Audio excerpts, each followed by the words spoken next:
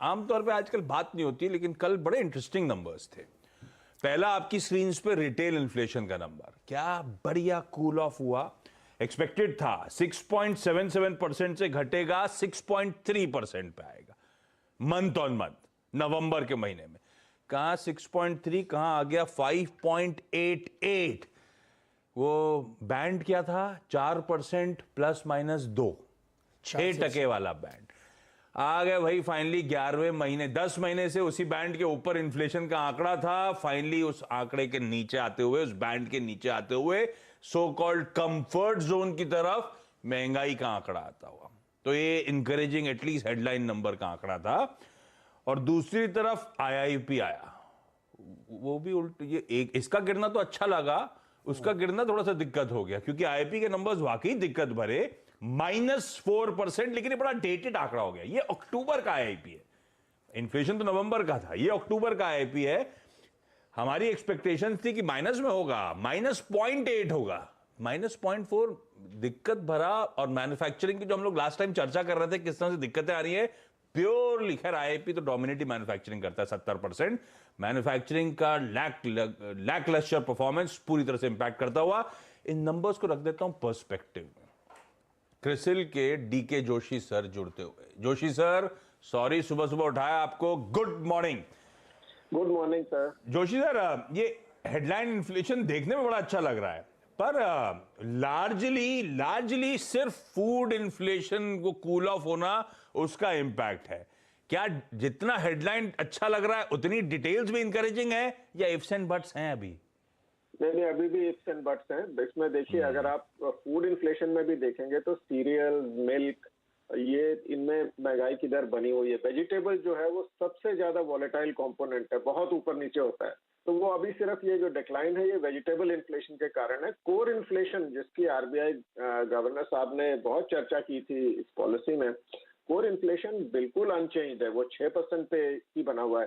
तो इसको मैं, मतलब ये एनकरेजिंग साइन, हेडलाइन नीचे आना बहुत एनकरेजिंग साइन है।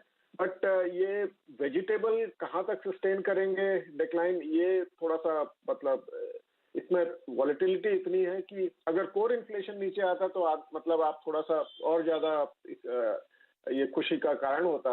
पर वेजिटेबल इन्फ्लेशन तो आपने देखा ही है, साल में कई बार ऊपर जाती है, नीचे जाती है। ये बात सही। ये वेजिटेबल, मेरे हाउस होल्ड बजट का, डीके सर को आइडिया है क्या? एक नॉर्मली वेजिटेबल हमारे हाउस होल्ड बजट का कितना हिस्सा होता होगा?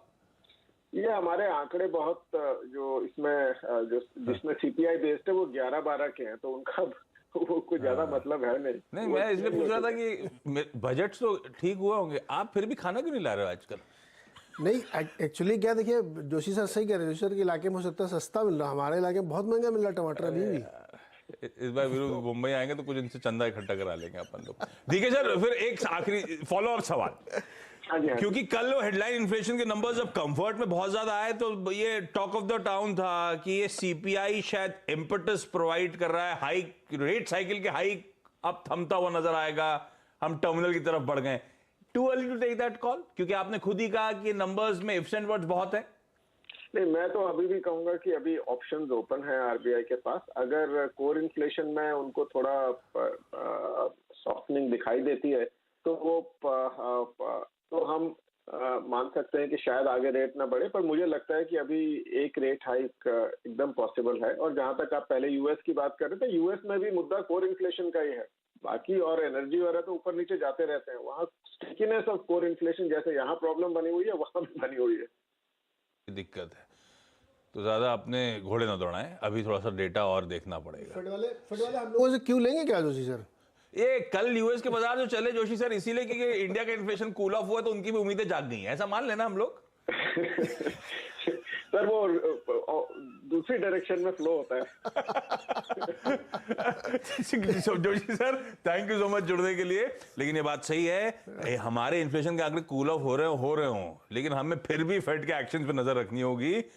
उनकी आज की कल की कमेंट्री बड़ी इंपॉर्टेंट होगी। 50 के ऊपर 50 है तो हम भी तैयारी करेंगे फरवरी में एक और हाइक की। कुछ नहीं कर सकते हम, तो हमारे अपने डेटा इंटरनल्स प्लस वो पापा की फेडरल रिजर्व की जो भी चाल है उस पर भी नजर।